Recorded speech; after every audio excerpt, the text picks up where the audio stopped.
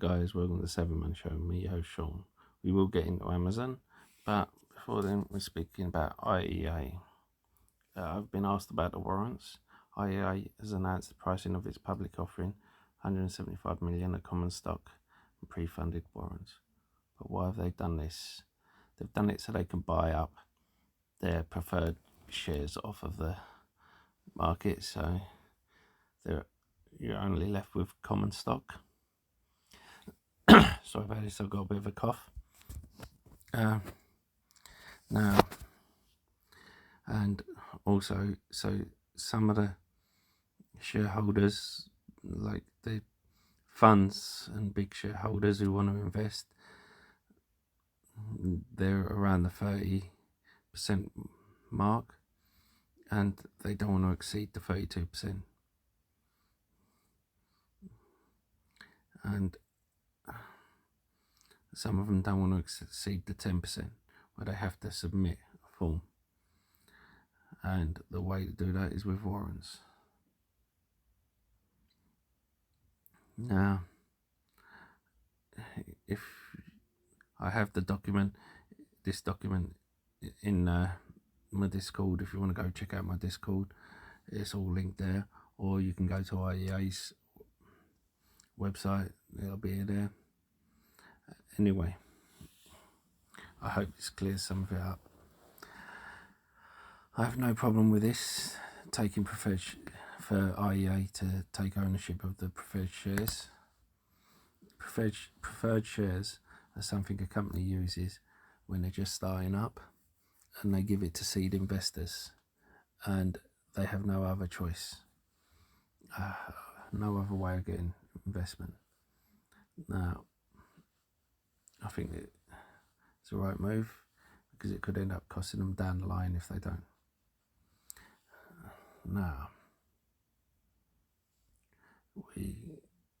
I've been asked if I'm looking at anything else. Muds at the moment, who are merging with Tops. We haven't seen it at this level for a while. And another one I've spoke about before, QSI, is a SPAC which has come back down. As you know, I picked it up at 8, it ran back up I sold at 12, but it went above 12, and it's come back down to 10. So I feel like picking up some more, because I think long term this is going to do well. Now, if you want up to date knowledge of when I'm buying or selling, it's in my Discord, completely free. Now, we're going to go to Amazon. A lot of the big techs sold off at post earnings. Now, that should have another $200 knocked off here. Why? Well, in my opinion, they've sandbagged earnings. They have still had an incredible earnings, but their guidance from the last quarter just wasn't the guidance wasn't very good.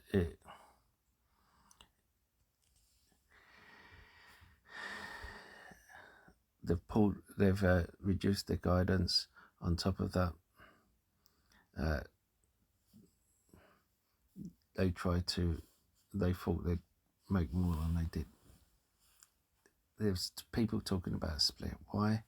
Because when it's falling like this and when they've missed earnings, it's a perfect time for a split.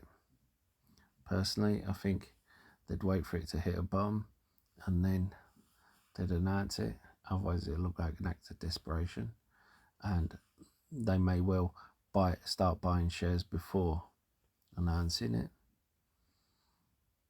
But the earnings per share was better. Revenue was still 130 billion. Their sales Amazon Web Services sales was up by 4 billion, but the cost of those sales was also up by, so it was the cost of sales that hit them. No. And I think when you consider the other big tech all knocked it out of the ballpark, you have to remember Amazon doesn't have much margin of error. Where they get a lot of their money from Amazon Web Services, their profit margin is very small because they've grown so big. They've got such a big they make so much profit. They don't need a big profit margin. Yeah. Now, because they're constantly reinvesting in new companies. Now, as I said, there's two ways to look at it. Amazon, well, it's a company you should always own because it's going to continually grow. It has grown from quarter to quarter.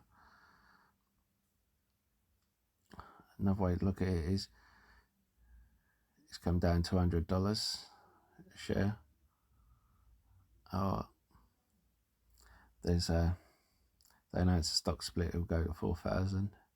If they don't, you have to decide what to do.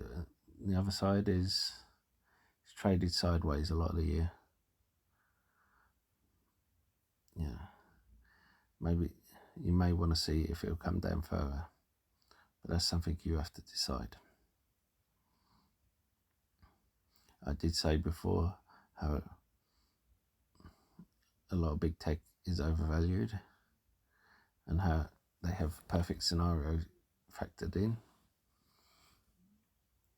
I also said I think money's going to rotate from large caps over to the sub $10 billion shares. So you decide what you want to do with it. Don't forget to hit that lovely like button, and don't forget the sexy subscribe button. A lot sexier than me, just ask the wife. And if you want to be a hero, hit the bell notification. You'll be notified when a new video gets uploaded. And why not check out the links in the description below. If you're looking for a free trading platform, you get a free share worth up to $200, depending on the platform you use if you deposit a small amount. Now, in the SPAC world, Evolve, formerly NHIC, backed by Gates, and no one's talking about it.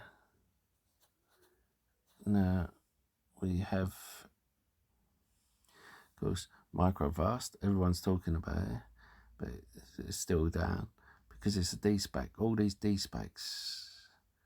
This is why when you're getting close to the merger date, you've got to take notice. And you've got to be certain with what you're in. Do not go all in on one company. Another company people are going on about, even me, but I sold at 11, so I was fine. Catapult. And then I was able to pick up more at 8.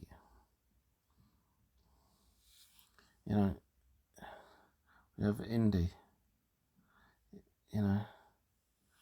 semiconductor stock. They're making massive money now. They've got a huge order book, more than their market cap. And yet they're still down here. This is funny, really, but I'm just surprised that people still seem caught out by it all. But don't think every SPAC is doing that, because if you look at Lucid, you'll see that they've de-SPACed and they come down a little bit, but they haven't tanked like the others. And if you look at RTP. Joby has suddenly put a video where they're 150 miles. They've gone around the track, flown around the track for 150 miles. That might be one to look at. But all eyes are on Archer. Why? Because they're worried that they'll go down de-SPAC. So what have they done to try and prevent it? They've done a valuation from 2.7 billion to 1.7 billion to protect themselves. And cutting the valuation is good for us because it means we get a bigger slice of the pie.